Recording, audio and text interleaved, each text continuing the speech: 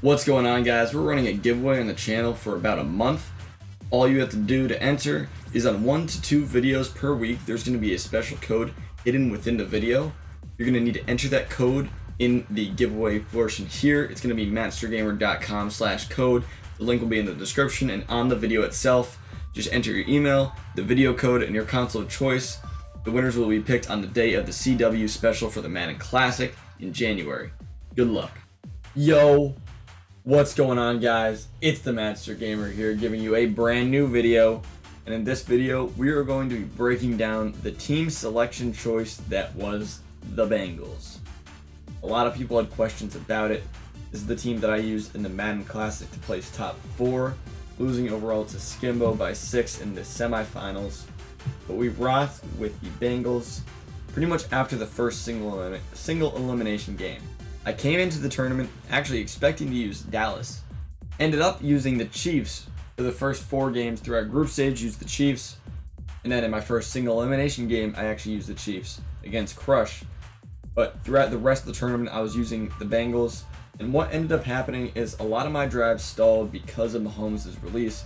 He has kind of a hitch to his release, so it takes him an extra half second to kind of get the ball out. And that ended up messing me up on a lot of drives.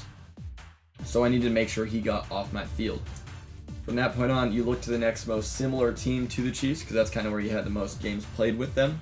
And that team is actually the Bengals, and I'll break into that right now. This is actually a team that I know a few different EMB guys were running for a decent amount of time for the same reason why I didn't like the Chiefs, because of Mahomes. I know Mustafa's been big on them for a while. I think Ghost is running them. Lil Man ran them at one point. I don't remember exactly how it all worked, but I do know that they have been on the Bengals for a little bit. So it wasn't fully my idea to start running with the Bengals, but I definitely just kind of picked them up mid-tournament with no reps and said, well, this is what we're going with. We're riding or dying with the Bengals. So Andy Dalton, he's got some speed, 76 speed. It's not blazing fast, but as you saw, it was enough to kind of get out of the pocket. If I needed to run for some 5-10 yards, I could. So it definitely gave me enough speed to work with, and he's not terrible. He's got some throw power. He's got what you need him to have. Now moving on to the running backs. The running backs are crucial for this team. So as you're going to see, they can all spin. 82, 89, and 83 spin. Being able to spin is so huge for an offense in this game because it's one of the most devastating moves you can have. So I put Mark Walton to actually be my running back. I used Gio Bernard at receiver. As you can see, he's got decent receiving stats. He ended up playing receiver for me.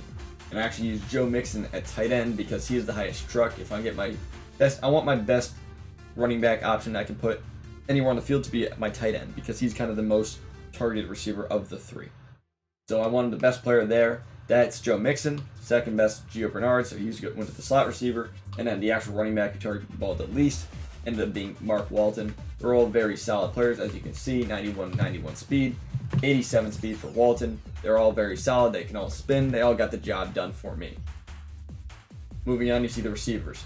AJ Green, 90 speed, 6'4". I don't need to explain AJ Green too much. You can see he can spin.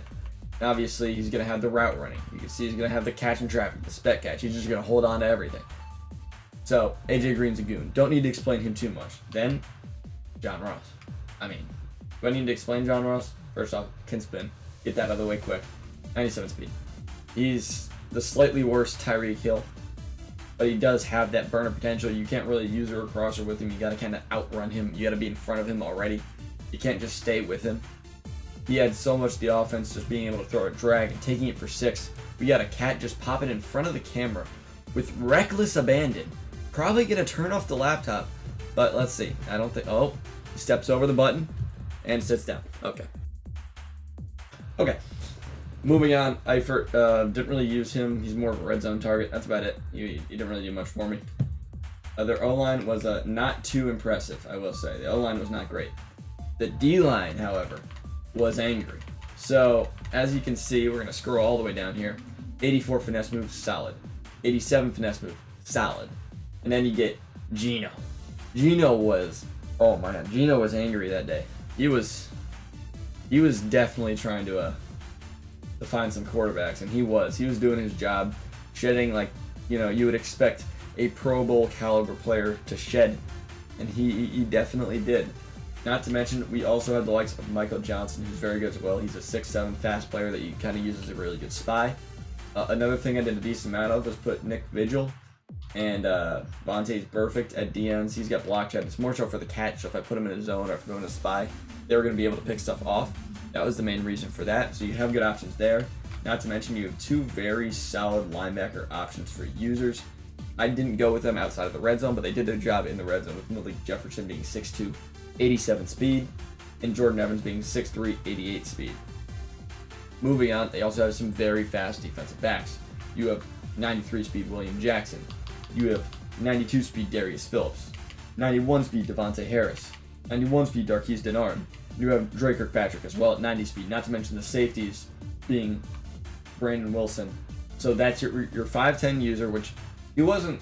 The one thing that I did notice while playing with him at the tourney is he wasn't super agile, actually. It was kind of annoying me that I couldn't really cut like I wanted to. But 92 speed, he was still able to kind of make up for it. Being a very fast player helps you be very fast.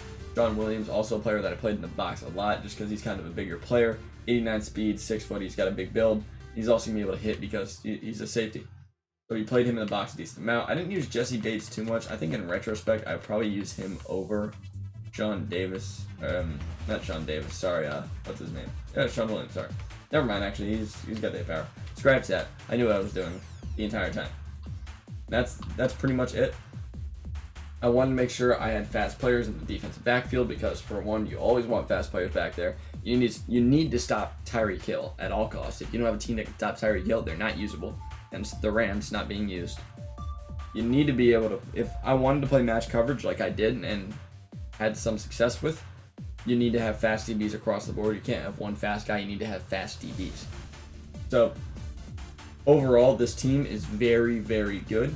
It's definitely one of the top 5 teams in the game in terms of production. I would say up there it's the Chiefs.